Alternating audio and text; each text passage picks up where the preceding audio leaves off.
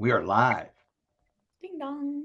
All right. Hello, everybody, and happy Tuesday. We are here with WGSN-DB Going Solo Network Radio, TV, and podcast #1 internet talk show network. My name is Elana, and today we are doing a show called Embracing Movement with the one, the only Coach Arnie. Woo! Come on down. The price is right. Darn right. And movement is free. It is. It's It's actually free. for free. They're not charging. The most powerful pill possibility in the universe, if it was a pill, is free.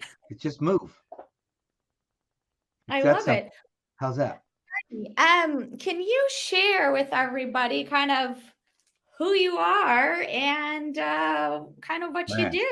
how much time do you have, Elaine? How much time do you I got all the time you need. have? I've been in this game for over 40 years. Um, I think I was 2 when I started.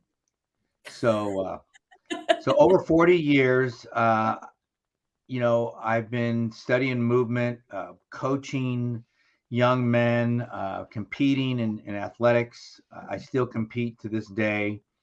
Yeah. Actually, last year, well, a little over a year ago, I was the first 60-year-old to complete what's called an R5 at the Grand Canyon, which is, and I just looked at before I got on here, somebody posted that they did an R3, which is a rim to rim to rim at the Grand Canyon.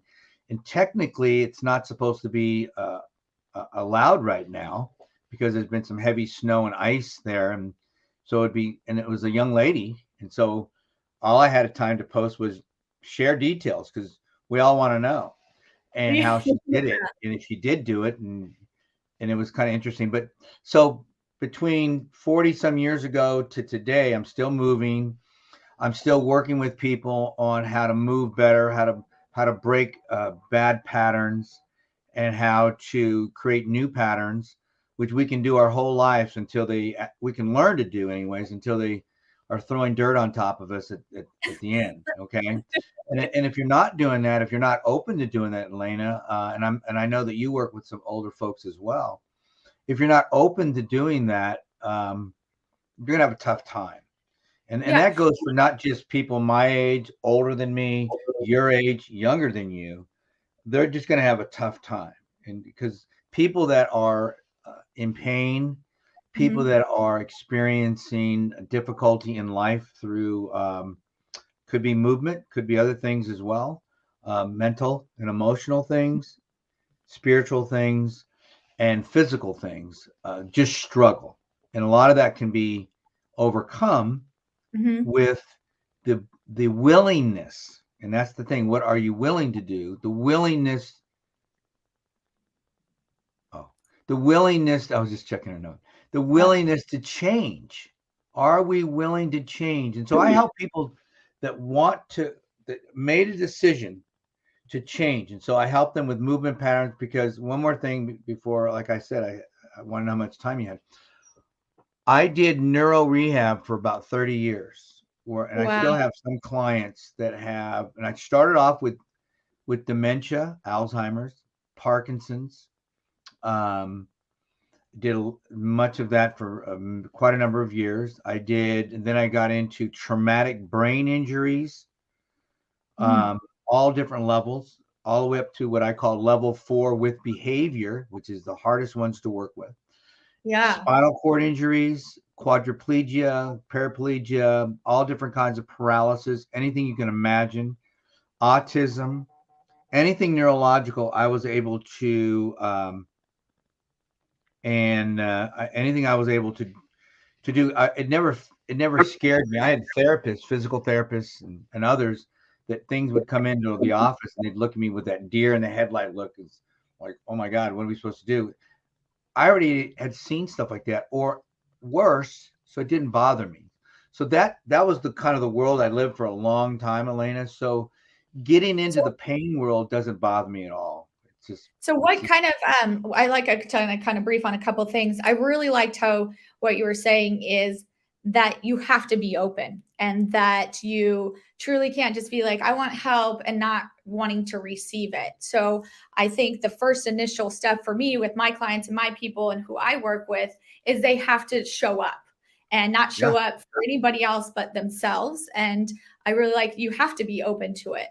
So with all this, what inspired you to go that deep and you know, and have you dig into different areas, not just this brain, not just this, not just that, to turn into the pain? Like what's a little bit of your story? Where did you come? Oh man, you know, that's crazy because like I said, I was an athlete. I got hurt.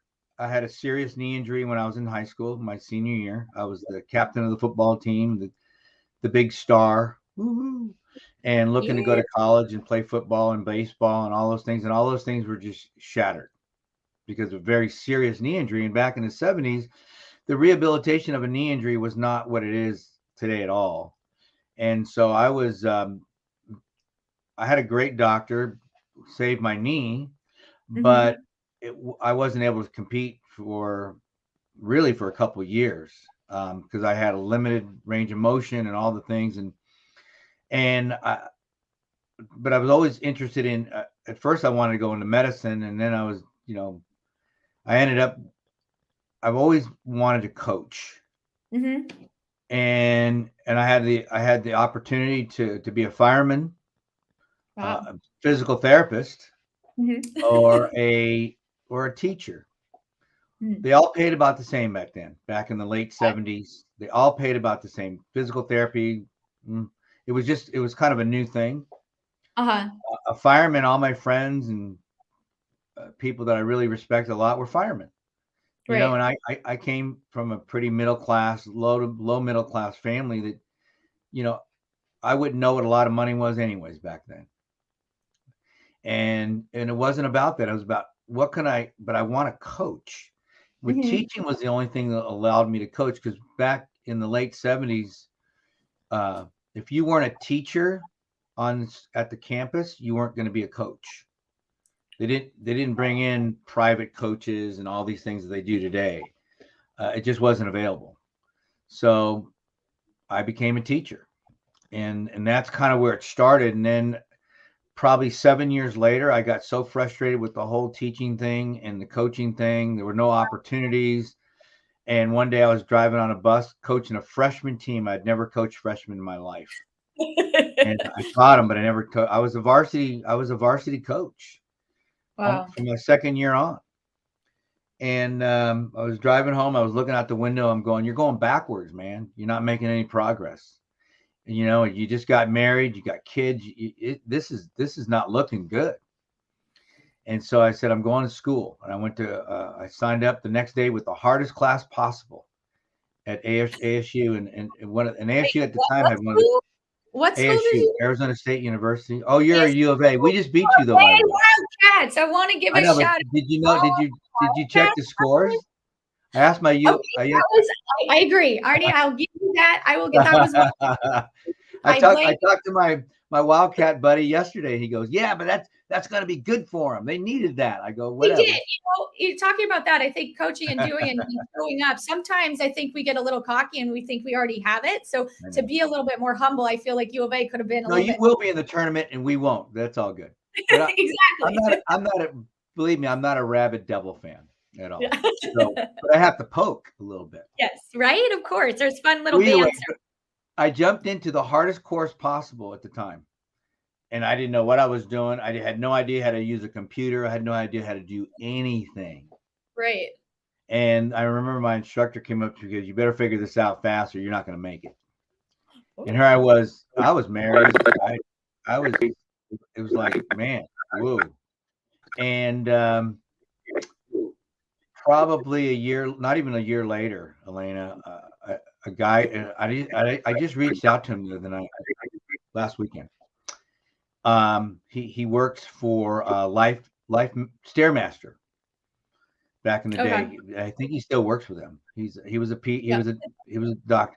So my guy left, and then this guy took over my plan, and he encouraged me he showed me this article about old people lifting cans of soup. And I go, what is this? And he goes, I'm going to be a strength coach. I'm going to work in the NFL, you know, blah, blah, blah. Right. He goes, I just want to show you this might be an idea for a study to do. And I go, I'm not going to work with old people. This is dumb.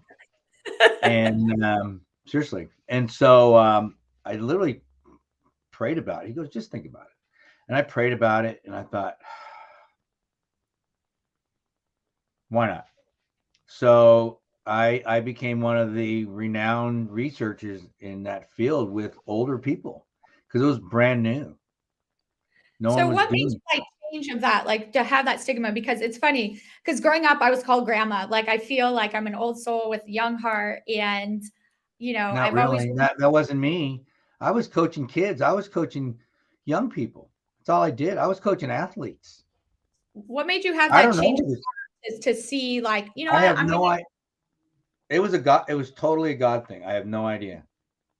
Honestly, I had no idea. Yeah, I never worked with senior citizens. I never did anything like that. Nothing. I Now I'm think known as that guy. as I think like as the senior whisperer. Maybe, but here's the thing. Here, this is the difference though. I treated a 90-year-old the same way I treated a 20-year-old. Right. You have to. They want to be No, treated. well, you don't have to, because most of them don't. Most of them treat a 90-year-old like a 2-year-old. Well, I guess that's where you and I agree. Like you and I get We along on do. that and understand, because I view it like that. I said age is only a number, and if you treat them like that and talk down, they just want to be acknowledged. They want to have someone show up and see them, because I think so many times in this world we look at them like, you're old, you can't do, and we put them in a box. And I think putting them in this Oh yeah. box, it's so hard for me, because I love the seniors. I see it differently. Right. But it's easy, because to me, okay, 55 is technically senior, to an It extent. is. That's when I first started. Yeah. It was And I 55. remember my parents, like, they were so, like, my mom was kind of like, but my dad was like, we get discounts on the movies and this, and that excitement. And I think it's like what you want to put in and what you're around. But then for me, when I think of senior, I think old, like 90s, like my grandma's 95. Like, to me, that is like a very beautiful senior woman. That's what I think, to me. It is. Like, They're freaks. I call them freaks. I agree. I couldn't agree more. No, Like, they are. They're special. They're very special people, and we have a lot to learn from them. And but it's kind of like the old adage, Elana, that I learned many, many years ago. I call it the racehorse theory. I call it put a 10 on everybody's forehead and treat them like they're a 10, and you'll be surprised what you I get. like that. I really Yeah, like that. whatever. You have it all. So if you treat people, look, we've all heard of the golden rule, right? Mm-hmm. I've been talking about what's called the platinum rule for a long time. Treat everybody the way they want to be treated. Oh, okay. Right, because we're all different. Somebody Right. may come to me and treat, love language, all that stuff. I have a different love language than you, maybe. What is yours? And we all have different personalities. So Mhm. even when I bring up men and women, I actually, one of my clients today was my counselor, my marriage counselor 20 some years ago. And so he shared with me some insight the other night. We were talking about men and women. He goes, no, Arnie, it's not about men and women. It's about personalities. It's about personalities, who they are. He teaches, I do disc, he does another one. But so if you're a direct person and you're an indirect person, or you're a slow and steady person, or you're blah, blah, blah, whatever person you are, that's why you do what you do. Get it? And if I treat you different than you are, you're going to resent me. You're going to resist me first. You're going to resist me. Then you're going to resent me if I keep pushing you. And then you're going to reject me. And then you're just going to ignore me, which is called repression. Those are the 4 R's. But so people will do that in general. And an older person, an 80-year-old or a 70-year-old or a 90-year-old, if their exercise instructor comes in and treats them like that, at first they'll kind of resist it. And then if they keep showing up because they want to show up to their class, then they'll kind of resent it. And then at some point they'll reject and won't show up as much.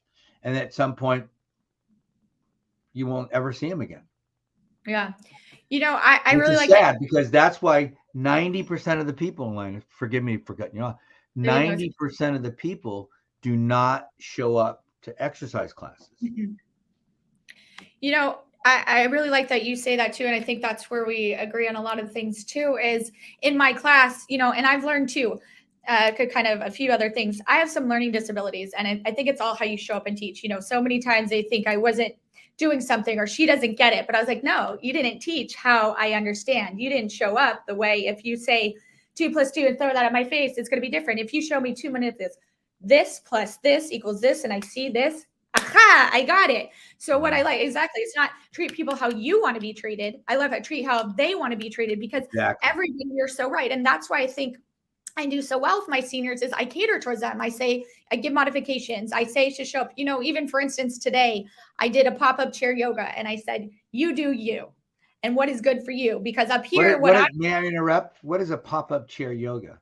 So a pop-up chair yoga is a pop-up where I come to a community, like maybe a senior home or someone's house, and I do a chair yoga class, and I call it a pop-up because it's not a continuous thing, but it's something that I can come in and do a couple classes per month for them and honor them that way. So today I was able to do, because they're all in their homes and they're just sitting there. A lot of these places just pop in videos and just shove them away. But today I had over 20 people, half of them in a wheelchair, who came and showed up for themselves. And that's what I loved, is like, you mean like a video like this? You don't have yours? Not, I have a YouTube. I do have videos of myself on a YouTube. This is the one they're supposed to be putting into their little players, if they still have it. Oh, the one. Yes, that one. You don't have yours yet? I'm going to have to get one from you. Let me tell you a story. As you're an exercise person, which is good. Yes. But 30 years ago, when I started to market that, probably 10 years later, a lot of instructors were getting themselves in trouble because people enjoyed it so well that all they had to do is put it in there, and they could put it in themselves, even into the main thing, and do the exercise. And so some of the management of some of these places would say, no, you're going to teach the classes. You can't just play a video, even though it was my video. And it was weird, Elana. For years, I would get calls from all over the country, Canada, because people were playing my freaking video. It's like, oh my! I was like I was a rock star with senior you're citizens. A celebrity. I was a celebrity with seniors. I would get these calls. I would get people breaking these things because they were wearing them out. They probably want to know too if you're married or not, or they're probably all like, that stuff. And when I would answer the phone, they go, "Wait a minute, is this Arnie?" I go, "Yeah." Why? Oh my God, it's you? Yeah. And I did some things in Canada with some simulcast stuff and techie stuff, but it was weird. I mean, I did a thing where one of the ladies that was on here, her daughter actually was in a retirement center. That's how old this is. And then she was doing the video at another retirement center. Oh my God. Well, I'm the live one. I go in live so they don't have to pop. I'm just teasing you. No, I know. So don't make fun of all the videos, just some of them, most of them. Well, I'm going to need to get one of your videos, and you're going to have to autograph it. I'll send it to you. Okay. I will autograph it. Okay. We're kind of having some technical problems right now, but stay with us, everybody. We're still. Am I freezing? Who's freezing? I don't know right now. It looks good to me on my end. It's good on my end right now too. And we're almost out of break time, everybody. So maybe we should we go ahead and take a break, Cece? Because we're almost at our break point. All right, everybody, we're gonna go ahead and take a break right now. We're with Coach Arnie, pain-free Coach Arnie, 90-day get long and strong system, 602-390-9144. I'm Elana with your healthy vibes at ef11ca@gmail.com. Also yourhealthvibes.com. And my phone number is area code 562-235-8410. You're with Going Solo Media.com and WGSN-DB Going Solo Network TV and podcast #1 internet talk show. We will be back. Don't go too far. As I said, get up, do some stretch, shake what your mama gave you, and we'll be right back.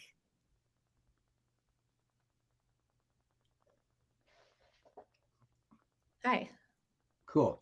Hi, I'm John Thomas. I want to share with you a professional products and services directory we call Going Solo Directory. And you need to check this out. If you want exposure to your business or are seeking professional product or services, this directory has it all. And that membership, for the many special features, you get the benefit of a worldwide exposure with a 40-minute video interview on an international business show showcase. All this for just one low annual fee. For more information, contact GoingSoloDirectory.com.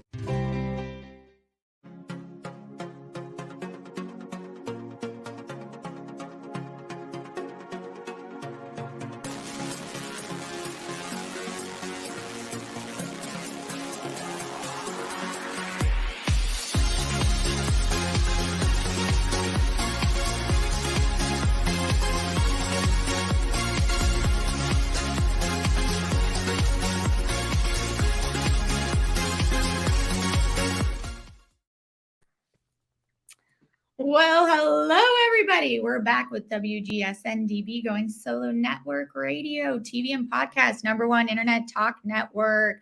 I'm your host, Elana, with your health vibes with the one and only Elana. And we are here today with the one and only Coach Arnie. Pain-free Coach Arnie, 90-day get long and strong system. Welcome back, Arnie. And our topic today is embracing movement. So, Yeah, we haven't talked much about that. No, we've just been talking away. Talking about everything else. No, it's all good. Well, we've been talking about older folks, which you and I both have. That's kind of our connecting rhythm there, because it's one, we're all going to get there at some point, and exactly. Hopefully. and you and I have figured out that they're a very special group of people that respond to the same things that younger people do: encouragement and love and movement, good nutrition, all the same things that young people need, infants need, they need. And so the problem is you've probably found, and I have over the many years, is that and I want to share back that story I was going to tell you about my mentor, but I want to talk about that. We need to focus on the fact that we can't let go of how important exercise is and nutrition is for older folks. I mean, especially those that didn't pay the price early on, because they can still make up a lot of ground at the end if they are willing, like I said earlier, to make some change. But what I was going to share was my mentor. He worked for Stairmaster, and he messaged me on Facebook because he'd been watching my stuff, and I thanked him. I had never thanked him since in the late 80s, and he was just very complimentary of what I was doing, and I said, well, it's because of you. And he's the one who handed me the article. And I love that you say that. So I think that's a really good topic to kind of brief on a little bit, because we are talking about movement, but movement is life and flowing and things like that. And also, I think asking for help and what you said, showing up. Yep. And with this, I think too, in movement and stuff of doing things, is the role reversal of, I really like, I don't know if you want to brief on a little bit more your story of sharing how your mentor, now you're mentoring and having the role reversal and asking help and being okay with that. Yeah, he's probably my first gentleman you're talking about. He's 82 years old. And when I was 15, he became my coach, my strength coach. Back then, no one even heard about that. But I was just finishing up my sophomore year and ran into this guy, and he kind of took me and a bunch of other guys under his wing, and I just kind of hung with him because I wanted to learn. I didn't have a great situation at home, and so this guy was like my dad. And I spent a lot of my high school years at his home with his younger boys who are like my little brothers today. And so fast forward almost 50 years, and now he needs help. And so I kind of stepped into it.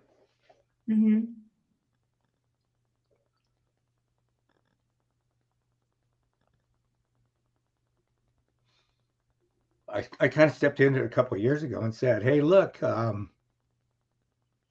would you be willing to try some things? And he said, yeah, because he was hurting. His wife had died, and one of his sons wasn't doing well, and COVID had hit, and just his kind of world was crumbling, and I was just working on stuff, and I had tried before with him, Elana, and didn't get good feedback from the other son. And I thought, I'm not going to do this. And so, but he said he agreed again. And this time it went a little better. And, the rest is kind of history. He continues to improve. There's a lot of things that still need to happen because there's a lot of things in his life that I don't.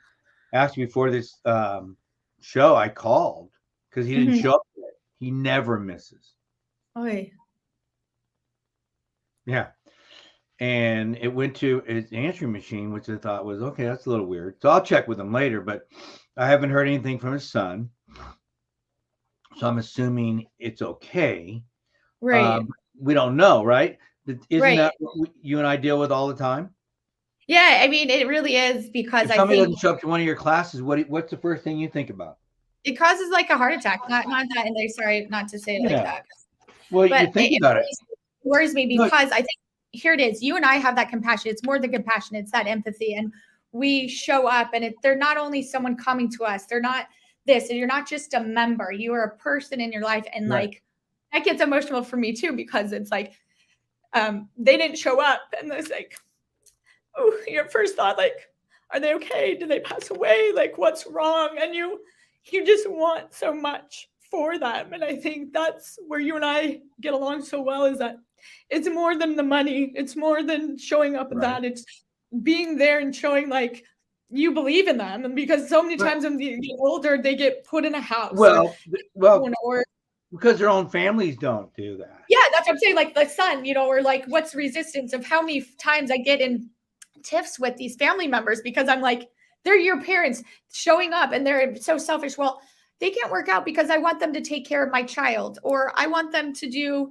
this, or they're doing so much more than realizing what you said. They're not treat them how they want to be treated, not how you do. And most of them, if you're going to their homes, it's different, but most of them that you run into at these retirement resorts, they're angry anyways. Yes. Because they don't want to be there. Because they're forced, they feel abandoned, no one cares. And then that's where I love to come in. That's why I love doing this, like today, giving someone a hug, acknowledging them, saying, I'm proud of you that you came and you showed up and I see you, even though you don't want to be here.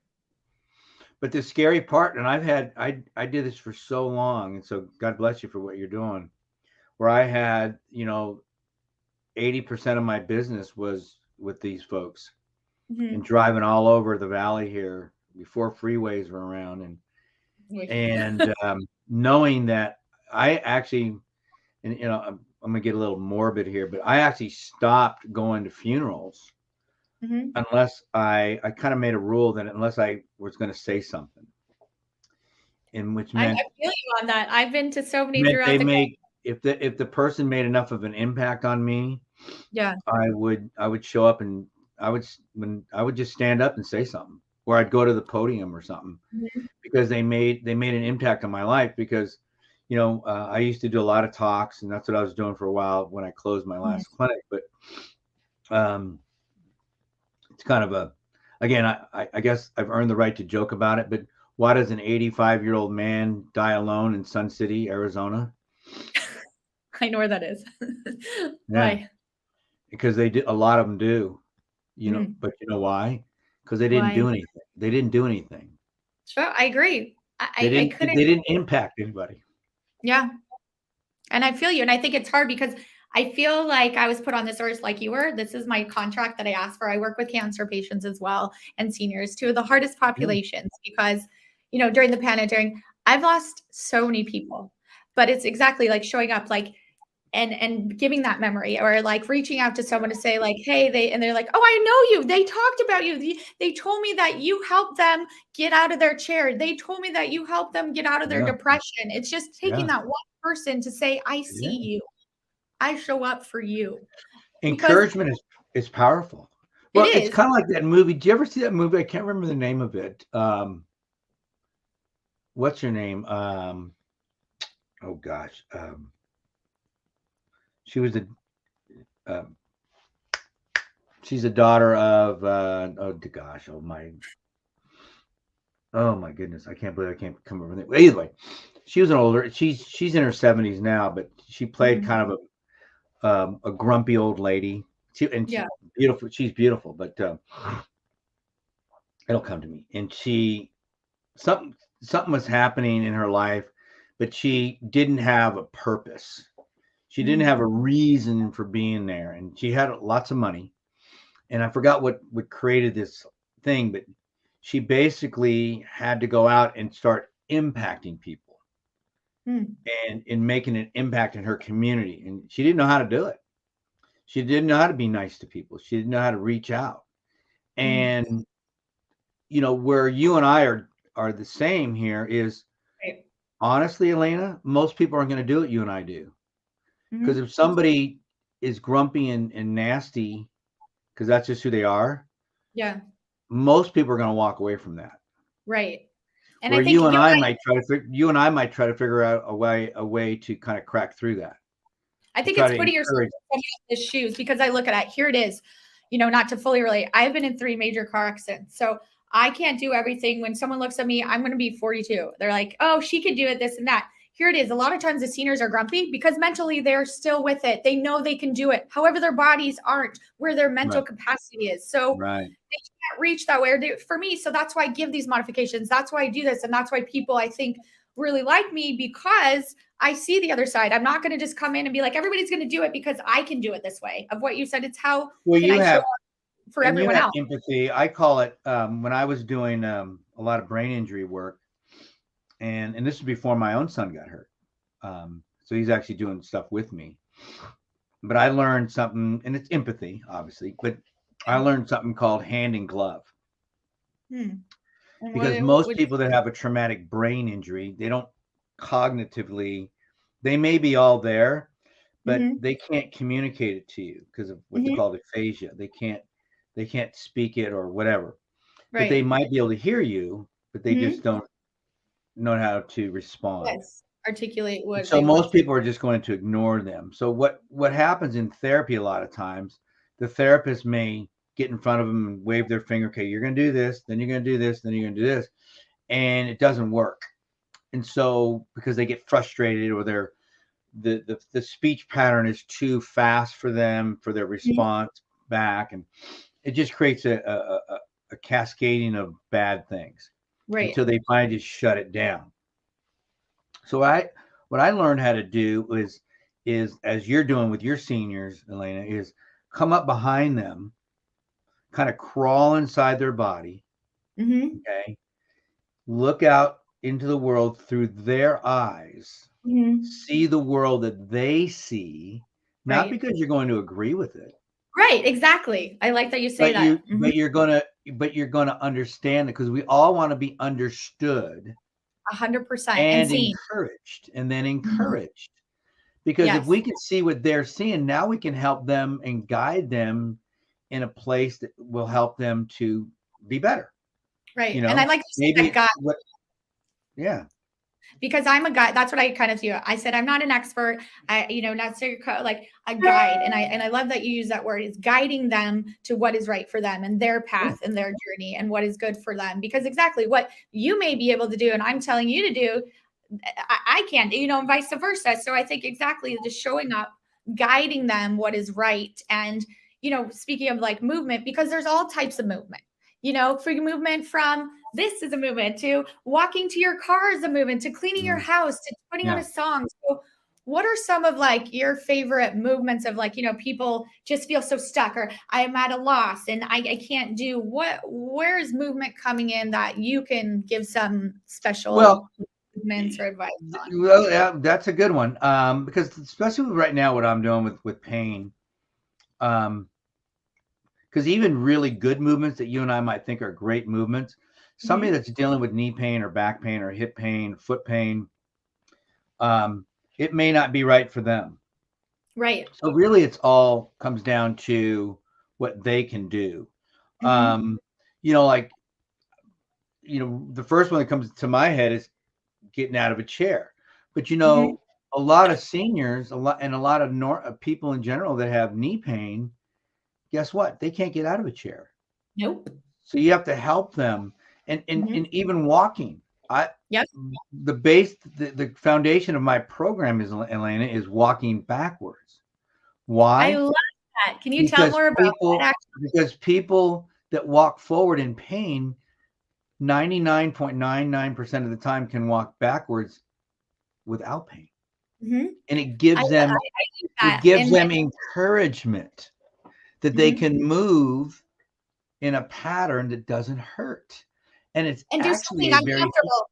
That's not normal. People think, walking backwards, like their brain doesn't process that. So it's right. And it's a healing pattern too.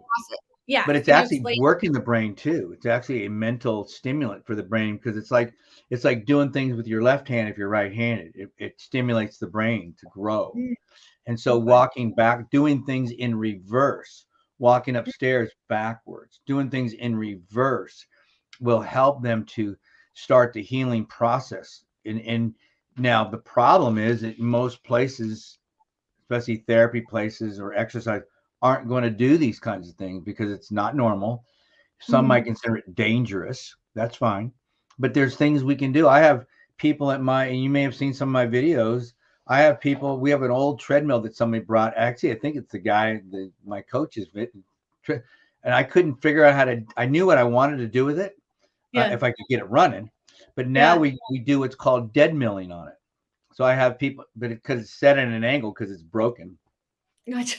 So I have people come in and I have them get on there as part of their warm up or finishing up their workout to dead mill on it. And it's hard. It's not easy. It's work. And so there's so many ways that we can figure out what people need if we're willing to change ourselves. If I'm an exercise instructor and if I'm teaching things today, Elana, that 10 years ago I would have called you completely crazy. if you wanted me to teach, I'll be honest with you. No, I'm being really honest with you. Because it wasn't being taught at all.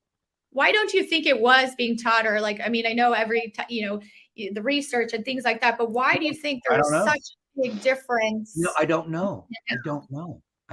I wish I knew that. That's a great question. I don't know. Because I was the guy always trying different things. I was way out in front, so far in front that it didn't really do me any good, except I was the oddball. I'm the guy partying with my friends that were in therapy going, you still working with all those old people?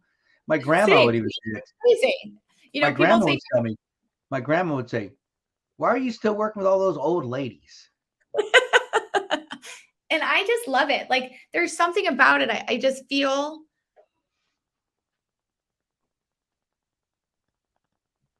You there? Oh, sorry. It cut out a little bit. Now it's back. So yeah, I just feel like compelled, like, I don't know. I love the seniors. I love the energy. You learn so much. And just knowing, my grandma's 95 and she always said, I wish I had someone like you, because in her generation, they didn't really talk about stuff. They didn't really do things and to show up for each other and the exercise. They didn't really exercise, and what's exercise, or, it's different, certain things of what it is. And, now I'm so glad that she is where she's at because she exercised. She still has a balance guy come, I teach a balance stability class, which I think is incredible because we, even at my age, I trip and fall and watching and not being present. We're always on our phone. We're always looking down. Let me share another story with you that you'll probably be able to relate to at some point. Maybe not now, but at some point. People have been asking me a lot, and I've been saying this for years, but now lately they've been saying it to me. Hey, Coach Arnie, what are you going to do when you're 80? I go, I'm looking. I'll be there for you. I'll be there for you. I'm looking for me because I'm going to have somebody. I'm going to have somebody because it's super important to continue this. I'm probably you've run into people, you've worked with people over 100, but as I have, and it's amazing. The people I've worked with that were over 100 did incredibly well. Oh, amazing. With exercise. Unbelievable. Like better than some other ones. Like I had a lady in my class, 101 took I got somebody out of the care area of a place, really nice place. And his whole goal was I need to be able to walk out of here and walk back to my room. I said, well, let's do it. And it took us a few months, but he did it and the program ended. Oh, that makes me so happy. But that was what he wanted to do. So at 101, he wanted to do it. He wanted to do it at 101. He was able to get stronger, and he was able to. And that's kind of like the whole thing with what my longer and stronger program is. It's like if you get those joints to have more mobility, okay, and you get the muscles stronger in that new mobility, because some people struggle with range of motion. Instead of spending a bunch of time on exercise and a bunch of time on stretching and all that stuff, I kind of work it all in together. So the movements that I teach now are, to answer your previous question, are movements that involve both range of motion and strengthening at the same time. And I found it for myself because I'm a former power lifter. So I've let go of all the squats and all. I do different forms of squats now, different forms of everything, but everything's been modified. And I'll put my movements now. I was just talking to a 40-year-old guy in Ireland, and he's training the same way I'm training right now. And I go, you're not going to let this go, even when your back is feeling better, because the way you're training now is going to make you better in the sports you want to do. And that's the hardest part, Elana, is that the coaches, and I've got a call being set up with a high school catcher who's a junior.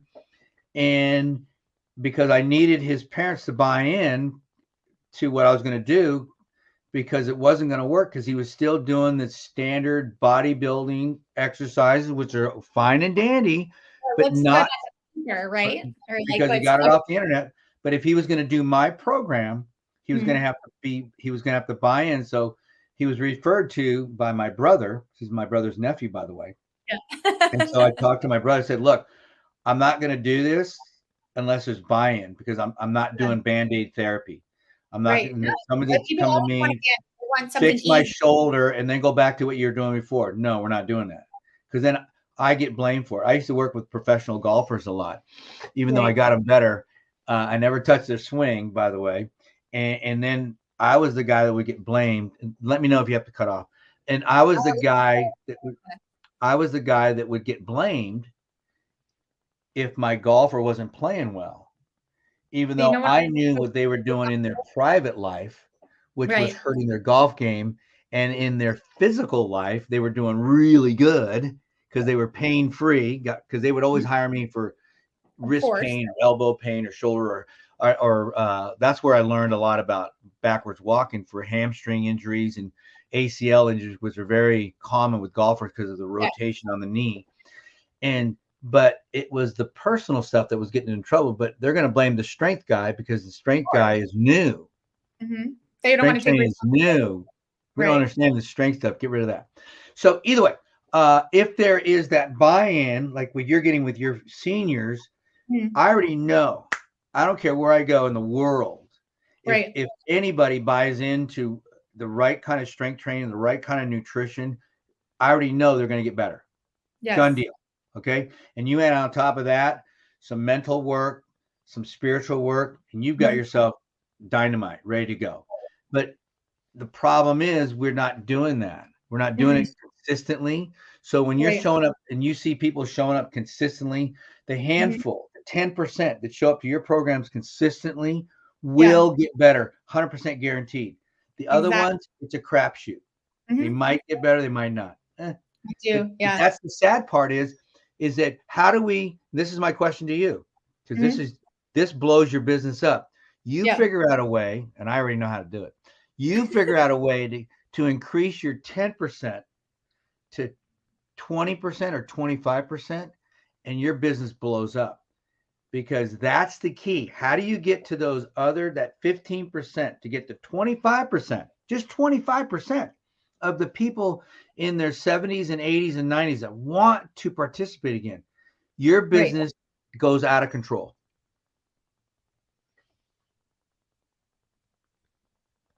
So there you are. Well, I just want to, we got to wrap things up, but just wanted to thank you so much for showing up, being present, being here. I just wanted to reintroduce once again. Thank you, Arnie, Pain-Free Coach, 90-Day Get Long and Strong System, 602-390-9144. He is amazing, and I'm so blessed to have you on here. Thank you so much. Can I say one thing real quick? Yes, please. I want to tell anybody that's listening right now, give me a call, 602-390-9144. I'll sit down with you. I'll talk to you. I'll put you in the right direction. If I can help you, that'd be great. But don't be afraid to pick up the phone and give me a call. Yes, don't be afraid to ask for help. I'm Elana with ef11ca@gmail.com, 562-235-8410, yourhealthvibes.com. Give me a call, reach out. I am here for you. I honor you. I see you. I love you. Thank you for being here.